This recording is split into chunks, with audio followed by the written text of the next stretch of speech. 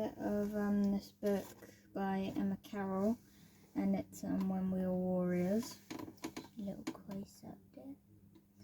I'm in chapter 6, and so far in the book what's happened is not long ago their mum got bombed, and so their house got bombed, and their mum was inside of it, but she did survive.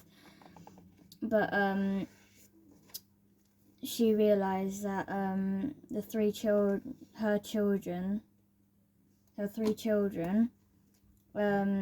Maggie, the youngest, Stan, the middle, and then June, the oldest, she noticed that it was too dangerous for them to stay with their mum, so she decided to evacuate them with like 20 other children to this like mansion called Frost Hallow Hall. I don't know if it's specifically a mansion or not, but it's not even frosty. It's like the middle of summer where they are, and it's basically like it's a really posh mansion, and there's these two people inside. It's Miss Barrington and Miss Potter. And Miss Barrington lives on the east wing of the house, and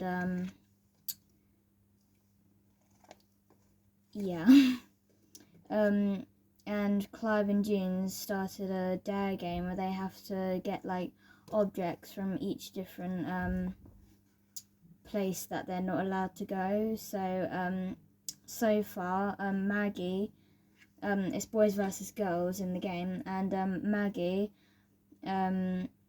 actually got Mrs. Barrington's dog that was sleeping on her lap to prove as evidence she did the dare, but she ran away. Well, slipped out of Maggie's hand, and she went to go play croquet with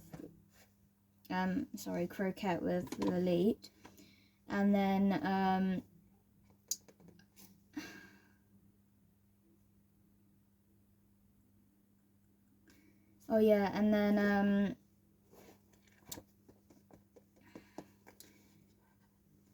Stan, that's his name, Stan goes to find the dog, and when he finds him, there's this big angel statue, and it's got like a grave with Edward Barrington, and he died in 1876, it said on the gravestone. And so Stan got really worked up about it. And the other bit is basically he wakes up at night and he notices he pees his pants, so he changes into his school shorts. And one of the boys turned over to see Stan, but as soon as he went back to sleep, I'm sorry, I'm just laughing. Shoo. Anyway. Okay. Pardon me. Okay. The first room he came to was the kitchen. He'd never seen so many pots and pans in one place, nor a dresser so big it covered the entire wall. It'd take a whole army to run a kitchen like this, and all just for Miss Barrington. June said she'd never wanted to be a maid. No young person in their right mind did these days, apparently. Better jobs were to be had in shops or factories, which was why so many big old houses were being divided up into flats or knocked down completely. Sad when you thought about it. Catching my breath. There were a pair of glass doors. The passage went on and on. A whole other house seemed to exist down here. One that was bare and particular and particle, like the engine of a giant machine. Stan started to worry he'd get lost again. The wet sheets bundled up bundled up against his chest, smelled unpleasant. He needed to find a wash tub and a linen cupboard, and get a wriggle on too. Thankfully, a few doors down, he found the laundry room. It was in the sink. In it was a sink, an enormous mangle, and what looked to be an old copper, from doing the washing. On the floor, a bucket. Filling one with water, Stan stuffed the sheets and pyjama trousers in to soak. It was a relief to be rid of them. Now all he had to do was find some clean bedclothes. Out in the passage, the moon had lost its brightness, making it hard to see anything but the dark shapes of doorways and the grey stone floor. Stan could almost feel the weight of the house, thick old walls pressing in on him. Despite his best efforts, he was soon thinking about ghosts again. It wasn't exactly hard to down here on his own.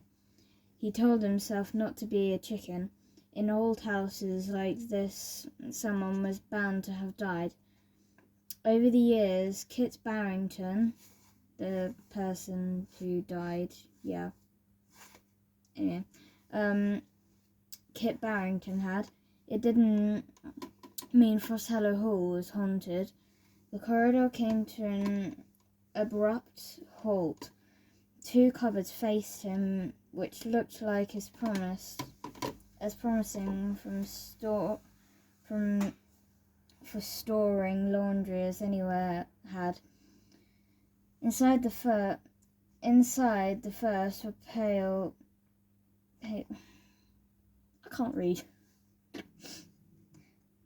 pails and fusty smelling floor mops.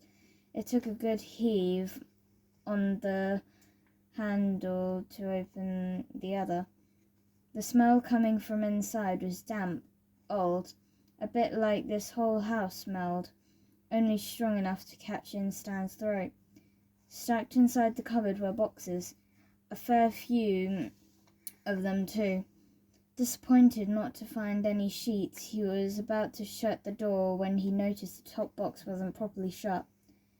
Something gleamed inside. Reaching into the packing straw, he felt books, a biscuit tin, and then something cold like metal. Stan lifted it from the box. It seemed to be an ice skate. The leather old and dry, the blade rough and with rust. The boot was for the largish left foot. Checking the box again, he couldn't find the other boot to make up the pair. That didn't much matter though. He was suddenly thinking of the dare. If he gave June the skate, it'd be proof that he'd been down there, in the servants' quarters. He didn't have to be completely honest about what he'd actually been looking for. As far as he knew, no one else had gone below stairs yet, especially not in the dead of night. It had put them ahead in the game, 2-0.